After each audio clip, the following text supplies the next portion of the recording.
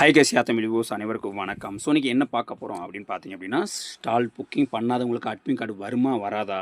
So அதை பற்றி தான் பார்க்க போகிறோம். அவங்க எக்ஸாமுக்கு வெயிட் பண்ணலாமா, இல்லை அடுத்த எக்ஸாமுக்கு நம்ம தயாராகலாமா? ஸோ இந்த வீடியோ நம்ம சொல்லுவோம். ஸோ அதை முழுமையாக பாருங்கள், ரொம்ப யூஸ்ஃபுல்லான வீடியோ.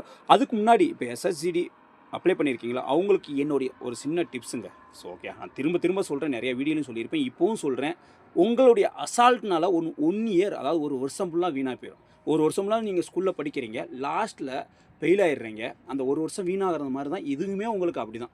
ஓகே, நீங்கள் நினைக்கலாம் எஸ்ஹெச்டியில் ஒரு வருஷத்துலேயே வேலைக்கு போக முடியாது, 3 வருஷம் 4 வருஷம் அப்படிலாம் இல்லை. நீங்கள் கரெக்டாக இருந்தீங்க, உங்களுடைய குறைய மட்டும் கண்டுபிடிச்சி அதை சால்வ் பண்ணிங்க அப்படின்னா ஒரே வருஷத்தில் கண்டிப்பாக ஜாபுக்கு போயிடலாங்க.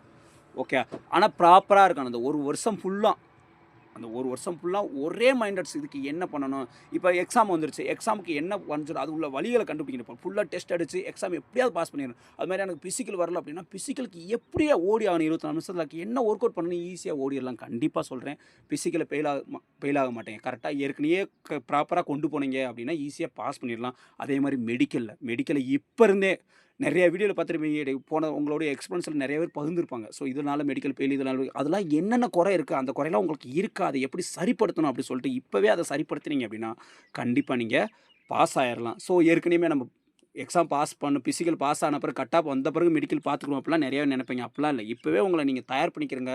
கண்டிப்பாக ஓகே, ஈஸியாக நீங்கள் பாஸ் ஆகிடலாம், அடித்து சொல்கிறேன். ஓகே, அதனால் நீங்கள் அசால்ட்டாக இருக்காதீங்க. ஸோ ஓகே, கிட்டத்தட்ட ஒரு 5 மாதம் மட்டும் நீங்கள் கரெக்டாக எஸ்ஹெச்டி ஒரே மாதிரி நான் வேலைக்கு போகணுச்சுட்டு அந்த 5 மாதம் மட்டும் கவர் பண்ணுங்கள்.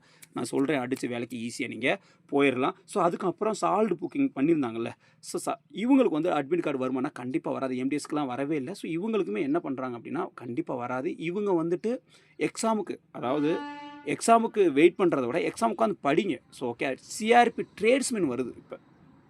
ஓகே, அதுக்கு என்ன பண்ணுறீங்க அப்படின்னா ஃபுல் எஃபர்ட்டை போட்டு அதுக்கு படிங்க. அதில் உங்களுக்கு ஏதாவது ட்ரேட்ஸ் டேலண்ட் இருந்துச்சுன்னா அதுக்குள்ளே எக்ஸ்பீரியன்ஸ் சர்டிஃபிகேட் வாங்கி அதில் வந்து இது என்ன பண்ணுன்னா எப்படியாவது பாஸ் ஆயிருங்க, உள்ளே போயிட்டு எதையாவது நீங்கள் போய்க்கிறலாமுங்க. ஸோ புரிஞ்சிருக்குன்னு நினைக்கிறேன். ஸோ ஏன்னா இவங்களுக்கு அட்மிட் கார்டு வர்றதுக்கு சான்சஸ் இருக்காது. ஸோ ஏதாவது ஒரு பிரச்சனை யாராவது மைண்டட் ஏதாவது பண்ணி அவங்க ஏதாவது பண்ணியிருந்தாங்க அப்படின்னா ஒரு நாள் மறுபடியும் உங்களுக்கு கொடுக்க சான்ஸ் இருந்துச்சுன்னா லக்கு, இல்லைனா அதுவும் இல்லை. ஸோ ஓகே, புரிஞ்சிருக்குன்னு நினைக்கிறேன். அதுக்கப்புறம் நேற்று ஒருத்தர் கமெண்ட் பண்ணியிருந்தாரு, என்ன அப்படின்னா நீங்கள் சொன்னதெல்லாம் என்ன வந்துச்சா அப்படின்னு சொல்லிட்டு. நான் ட்ரேட்ஸ்மெனுக்கும் சொல்லியிருந்தேன், ட்ரேட்ஸ்மென் இந்த டேட்டில் அப்ளை பண்ண முடியாது, தள்ளி போகும் அப்படின்னு. அதே மாதிரி தள்ளி போச்சு. பிஎஸ்எஃப்க்கு வரணும்னு சொல்லியிருந்தேன். நிறைய விஷயத்தில், அதாவது 100க்கு 80% கட்டாப் சில விஷயங்கள் மட்டும் வராது, 80% உங்களுக்கு வரதான் செஞ்சிச்சு. வரலைன்னு மட்டும் சொல்லுங்கள். ஸோ ஓகே, உங்களுக்கு பிடிக்கலன்னா அன்பால் போயிட்டு போயிருங்க. ஸோ ஓகே, பிடிச்சிருந்தா லைக் பண்ணுங்கள், கமெண்ட் பண்ணுங்கள், ஷேர் பண்ணுங்கள். Okay bye, Jai Hind.